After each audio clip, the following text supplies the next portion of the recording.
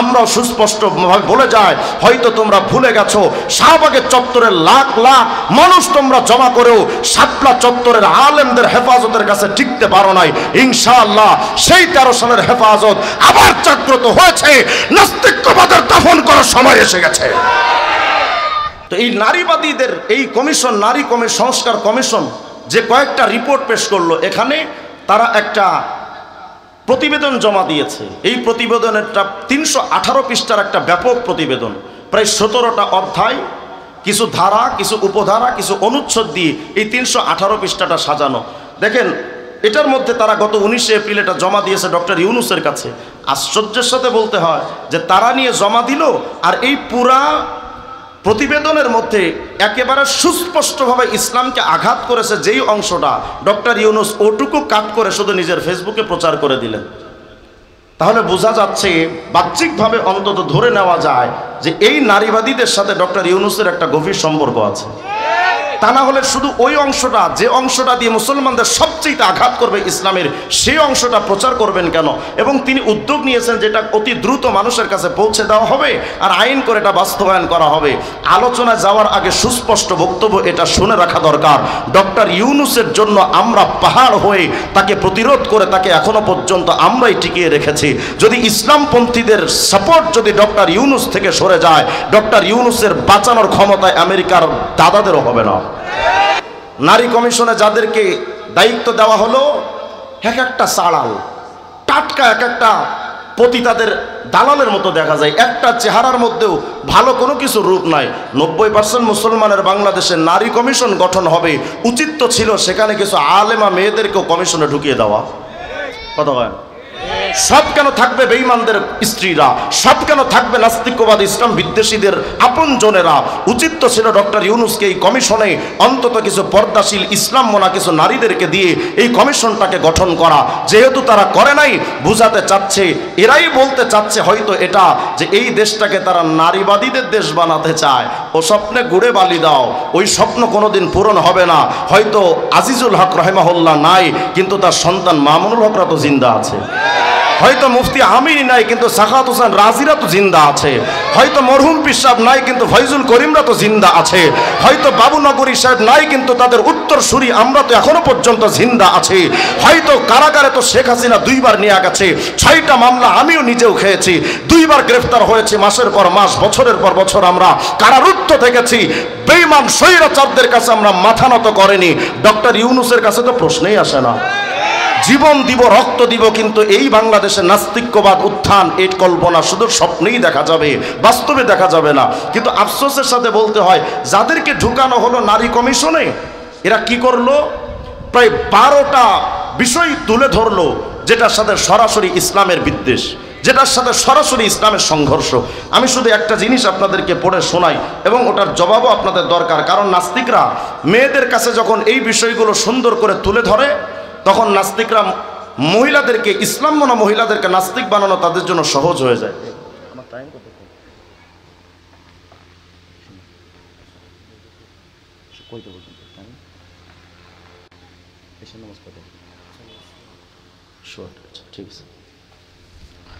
একটু মনোযোগ দেন। তো এই নারীবাদীদের এই কমিশন, নারী সংস্কার কমিশন যে কয়েকটা রিপোর্ট পেশ করলো, এখানে তারা একটা প্রতিবেদন জমা দিয়েছে। এই প্রতিবেদনেরটা 318 পৃষ্ঠার একটা ব্যাপক প্রতিবেদন, প্রায় 17টা অধ্যায়, কিছু ধারা, কিছু উপধারা, কিছু অনুচ্ছেদ দিয়ে এই 318 পৃষ্ঠাটা সাজানো। দেখেন, এটার মধ্যে তারা গত 19 এপ্রিল এটা জমা দিয়েছে ডক্টর ইউনূসের কাছে। আশ্চর্যের সাথে বলতে হয় যে তারা নিয়ে জমা দিল, আর এই পুরা প্রতিবেদনের মধ্যে একেবারে সুস্পষ্টভাবে ইসলামকে আঘাত করেছে যেই অংশটা, ডক্টর ইউনূস ওটুকু কাট করে শুধু নিজের ফেসবুকে প্রচার করে দিলেন। তাহলে বোঝা যাচ্ছে, বাহ্যিকভাবে অন্তত ধরে নেওয়া যায় যে এই নারীবাদীদের সাথে ডক্টর ইউনূসের একটা গভীর সম্পর্ক আছে। তা না হলে শুধু ওই অংশটা, যে অংশটা দিয়ে মুসলমানদের সবচেয়ে আঘাত করবে ইসলামের, সেই অংশটা প্রচার করবেন কেন? এবং তিনি উদ্যোগ নিয়েছেন যেটা অতি দ্রুত মানুষের কাছে পৌঁছে দেওয়া হবে আর আইন করে এটা বাস্তবায়ন করা হবে। আলোচনায় যাওয়ার আগে সুস্পষ্ট বক্তব্য এটা শুনে রাখা দরকার, ডক্টর ইউনূসের জন্য আমরা পাহাড় হয়ে তাকে প্রতিরোধ করে তাকে এখনো পর্যন্ত আমরাই টিকিয়ে রেখেছি। যদি ইসলামপন্থীদের সাপোর্ট যদি ডক্টর ইউনূস থেকে সরে যায়, ডক্টর ইউনূসের বাঁচানোর ক্ষমতায় আমেরিকার দাদাদেরও হবে না। এটাই সুস্পষ্ট বক্তব্য। তারা কি লিখলো দেখেন, নারী সংস্কার কমিশনের 11তম অধ্যায়ের 11.3.11 ক অনুচ্ছেদে কি লিখতেছে, তারা বলে নারীদের সম্পত্তির সমান উত্তরাধিকার নিশ্চিত করতে মুসলিম ও হিন্দু উত্তরাধিকার আইন সংশোধন করা জরুরি। নাউজুবিল্লাহ, আসতে বলে না, মুসলমানদের ইসলামের আইন, কোরআনের আইন, এটা সংশোধন করা জরুরি। কত বড় স্পর্ধা আপনি চিন্তা করেন। অথচ সূরা আহজাবের 36 নম্বর আয়াতের মধ্যে আল্লাহ পাক বলেছেন, আল্লাহ পাক যে আইনটা জারি করেছেন একবার, এই আইন পরিবর্তনের ক্ষমতা সাতবক জমিন আসমানের কারো হতে পারে না।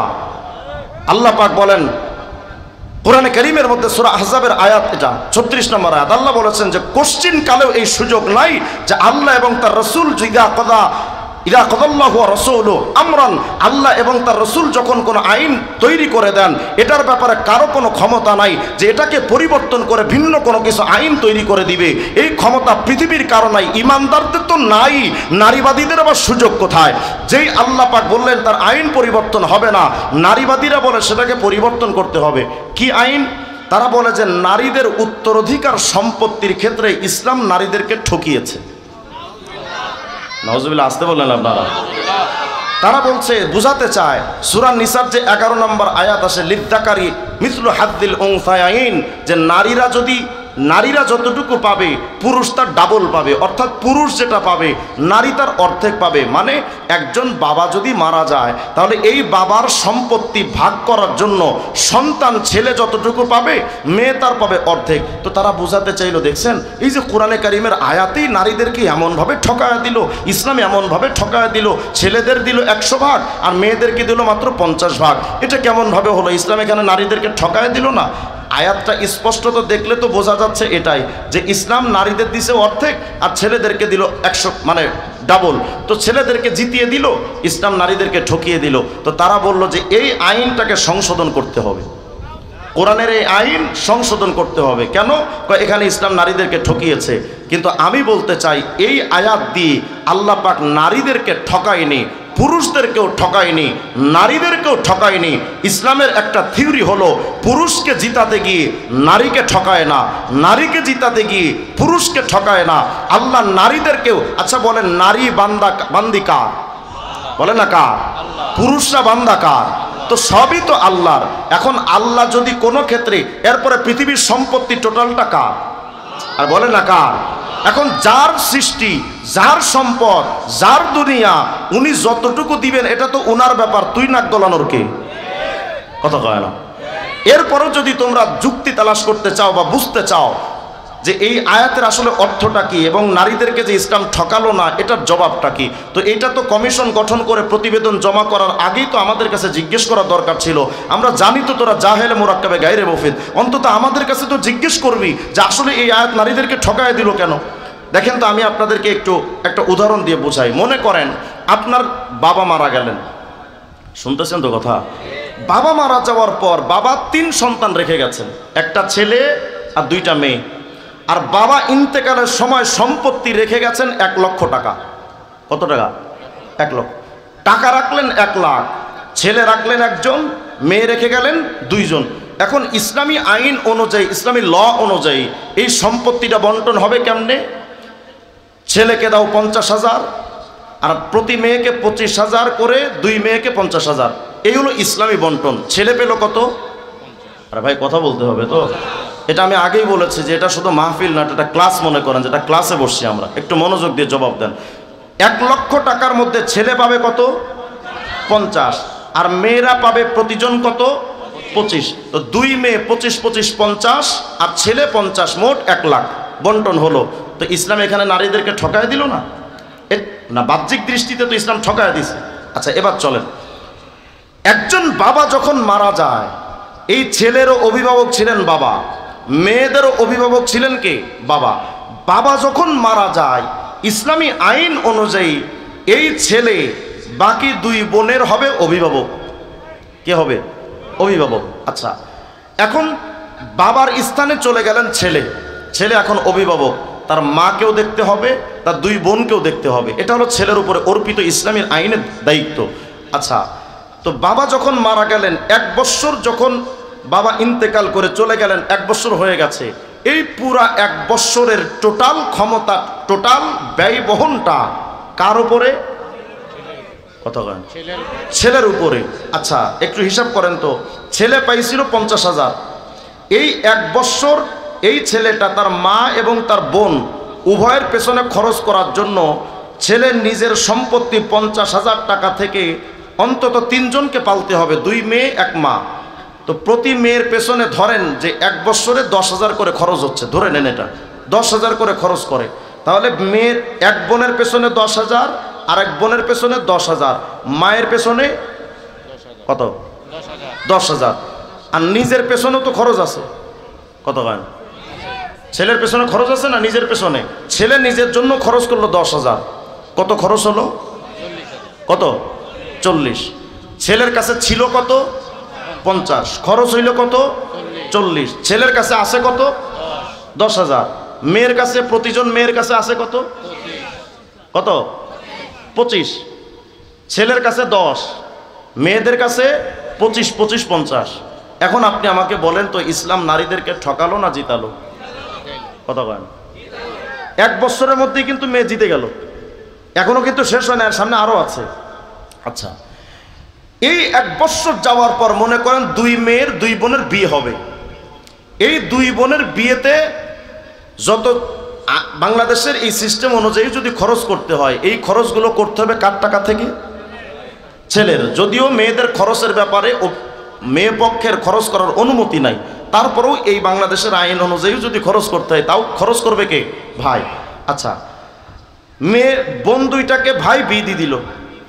বিয়ে যখন দিচ্ছে, এই ছেলেটা, এই মেয়েটা যখন অন্য ছেলের ঘরে যাবে বউ হয়ে, ওই ছেলেটা যখন এই মেয়েকে বিয়ে করতে আসলো, এই মেয়েকে মোহর দেওয়া লাগবে না?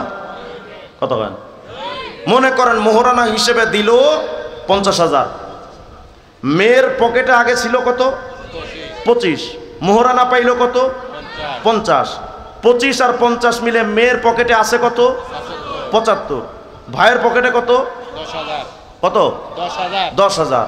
ইসলাম জিতালো না ঠকালো? নারীদেরকে জিতালো। আচ্ছা, এরপরে আসেন, মেয়ে বিয়ে হওয়ার পরে তার 75 হইল, 50,000 আরো উপর ধাক্কা দিয়ে মোহরানা হিসেবে। এই ভাইটা যখন অন্য মেয়েকে বিয়ে করতে যাবে, এই ভাই যখন অন্য মেয়েকে বিয়ে করে বউ হিসেবে আনবে, ভাইকে ও তার স্ত্রীকে মোহর দেওয়া লাগবে না? কথা বলেন।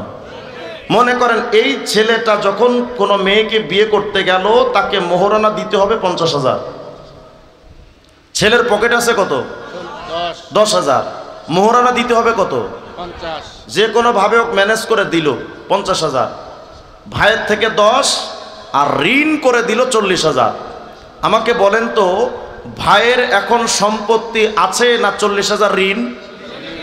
10,000 আর 40,000 ঋণ, 50,000 মোহরানা। তাহলে ভাইয়ের পকেট থেকে এখন ঋণ আছে কত পকেটে? 40,000। আচ্ছা, বোনের আছে কত? 75,000। তাহলে এখানে বলেন তো, ইসলাম নারীদেরকে ঠকালো না জিতালো? আরেকটু সামনে চলেন, আরো 1 বৎসর পর এই বোনের ঘরে সন্তান জন্ম নিল, ভাইয়ের ঘরেও সন্তান জন্ম নিল।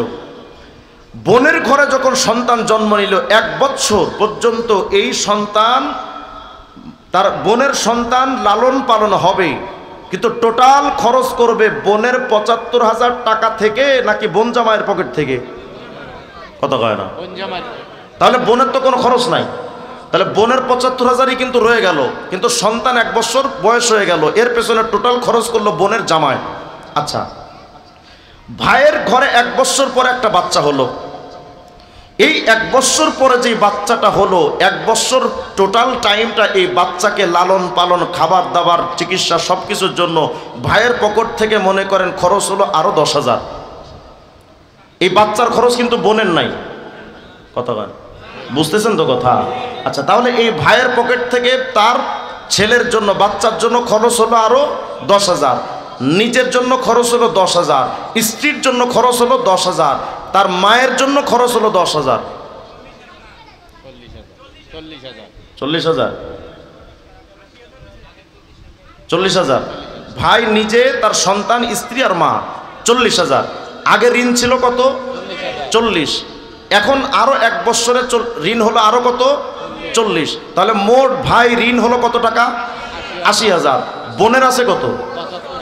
75,000 ঋণ না অতিরিক্ত? পকেটেই আছে বোনের, কিন্তু ভাই এদিকে 80,000 টাকা ঋণ হয়ে গেল। আমাকে বলেন, ইসলাম নারীদেরকে ঠকালো না জিতালো? এতটুকু কমন সেন্স যেই নাস্তিক্যবাদের নাই, কমিশনের প্রতিবেদন জমা দেওয়ার আগে ওদের 13 বার করে জুতা দিয়ে পিটানো দরকার ছিল, যে তোরা আগে এগুলোর জবাব দিবি, তারপরে ভিন্ন দিকে কথা বলবি। নারীদেরকে ইসলাম খরচের সুযোগই দিল না, নারীদেরকে ইসলাম খরচ করার অপশনই রাখলো না। তোরা ওটা দেখলি না, অর্ধেকটা কমিয়ে দিয়ে, নারীদের ব্যাপারে অর্ধেক কমিয়ে ছেলেকে অর্ধেকটা বাড়িয়ে দিল। ওই ব্যাপারে প্রশ্ন করলি, নারীদের অন্য দিক থেকে আল্লাহ যে জিতালো, নাস্তিক্যবাদ ওটা দেখলি না। এক চোখ রেখে খোলা রেখে আরেক চোখ অন্ধ রাখলে তাদেরকে নারী কমিশনে রাখা যাবে না। এরপরে আসেন, এই বোন কিন্তু শুধু 75,000 পায় নাই, আরো আছে। এই ভাই যখন মারা যাবে, ইসলামের আইন ল অনুযায়ী, ফরায়েজ অনুযায়ী এই ভাইয়ের সম্পত্তি থেকেও একটা অংশ বোন পাবে। কথা কয় না? এই মা যখন মারা যাবে, মায়ের সম্পত্তি থেকেও মেয়ে হিসেবে একটা অংশ ওই মেয়ে পাবে। কথা কয় না? বাপের থেকে তো পাইলই, নিজের সন্তান যদি মারা যায়, সন্তানের ওয়ারিশি সম্পত্তি থেকেও মেয়ে পাবে। কথা কয় না? তাহলে একজন বোন, সে বোন হিসেবে ভাইয়ের থেকে পেল, মেয়ে হিসেবে বাপের থেকে পেল, মেয়ে হিসেবে মায়ের থেকেও পেল, মা হিসেবে সন্তান থেকেও পেল। তাহলে একজন নারী অন্তত 4টা জায়গা থেকে পাবে, কিন্তু তার নিজস্ব কোনো খরচ নাই। তাহলে বলেন তো, ইসলাম নারীদেরকে ঠকাচ্ছে না জিতাচ্ছে? বলেন বলেন, ঠকালো না জিতালো? শুধু তাই নয়, আল্লাহ পাক কোরআনে কারীমের মধ্যে বলেছেন যে নারীদেরকে যে সম্পত্তি তারা পাবে, বা তাদের গচ্ছিত যে সম্পত্তি, এই সম্পত্তির জন্য যেই খরচ, এগুলো তো নাই, উল্টা নারীদের সম্পত্তির ব্যাপারে সূরা নিসার 32 নম্বর আয়াত আল্লাহ বলছেন, ওয়ালিন নিসাই নাসিবুম মিম্মা ইকতাসাবনা, নারীরা যে সম্পত্তির মালিক হবে, এই সম্পত্তির মালিক টোটালটা ওই নারী থাকবে। এই নারীর সম্পত্তি থেকে না তার স্বামী খরচ করতে পারবে, না তার ভাই খরচ করতে পারবে, না তার মেয়ে খরচ করতে পারবে, না তার মা খরচ করতে পারবে, না তার বাপ খরচ করতে পারবে। মেয়ের সম্পত্তির মালিক একচ্ছত্রভাবে সে নিজেই, এই সম্পত্তির মধ্যে অন্য কেউ হস্তক্ষেপ করতে পারবে না। কিন্তু ভাই যে একটু অংশ বেশি পেল, ওখান থেকে মায়ের জন্য খরচ আছে, বোনের জন্য খরচ আছে, সন্তানের জন্য খরচ আছে, স্ত্রীর জন্য খরচ আছে, বাপের জন্য এক সময় খরচ গিয়ে তার ঠেকে পড়বে। তাহলে বলেন, ইসলাম কি নারীদেরকে এই সব বিষয় থেকে ঠকিয়েছে না জিতিয়েছে? নারী কমিশনের জন্য তো উচিত ছিল যে ইসলাম যে এত এত দিক থেকে নারীদেরকে সম্মান দিল, সম্পদ দিল, বর্তমান এই প্রচলিত অবস্থায় ভাইয়ের সম্পত্তি বোনকে দেওয়া হয় না। কত হয় না? বলেন তো, এই বর্তমান বলেন, এদিক এদিক শোনেন, এই সমাজ ব্যবস্থায় ভাই যদি মারা যায়, এদিক তাকান, এই সমাজ ব্যবস্থায় ভাই যদি মারা যায়, ভাইয়ের সম্পত্তি থেকে কি বোনকে দেওয়া হয়? আরে কথা কয় না? দেন আপনারা, এই সমাজে দেয়। অথচ ইসলাম বলছে ভাই মারা গেলে তার সম্পত্তি থেকে বোনকে দিতে হবে, এটা তুমি বাধ্য। ভাই সন্তান যদি মারা যায়, তার সম্পত্তি মাকে ওইভাবে দেওয়া হয় না, যদিও এটা ইসলামের আইন অনুযায়ী তাকে দিতে হয়। তাহলে উচিত তো ছিল, ইসলাম তো অর্ধেকটা দিয়েছে, এই অর্ধেক অংশই তো এই সমাজ ব্যবস্থা নারীদেরকে দেয় না। কথা কয় না? নারী কমিশন গঠন করে নারীবাদীদের তো উচিত ছিল যে মেয়েদেরকে যে সম্পত্তি থেকে বর্তমান ভাইয়েরা বঞ্চিত করছে, এই ভাইদের বিরুদ্ধে একটা জিরো টলারেন্স একটা ভূমিকা নেওয়া। কথা কয় না? বরং এখন অবস্থা হয়, বাপ যদি মারা যায়, এই বাপের ওয়ারিশি সম্পত্তি বের করার জন্য এই বোনদেরকে একটার পর একটা আদালতে দৌড়াতে হয়। এক টেবিল থেকে আরেক টেবিলে যেতে হয়। নারীবাদীদের উচিত ছিল যে বাপের ওয়ারিশি সম্পত্তি মেয়েরা যে পাচ্ছে না এটার ব্যাপারে একটা ভূমিকা নেন, কেন তারা পাবেন, এটা তাদের অধিকার। সেগুলো না করে ইসলামের আইনের ব্যাপারে খোঁচা দেওয়াটা যাদের অভ্যাস, আমরাও সুস্পষ্টভাবে বলে যাই, হয়তো তোমরা ভুলে গেছো শাহবাগের চত্বরের লাখ লাখ মানুষ তোমরা জমা করেও শাপলা চত্বরের আলেমদের হেফাজতের কাছে টিকতে পারো নাই। ইনশাআল্লাহ সেই 13 সালের হেফাজত আবার জাগ্রত হয়েছে। নাস্তিক্যবাদের দাফন করার সময় এসে গেছে।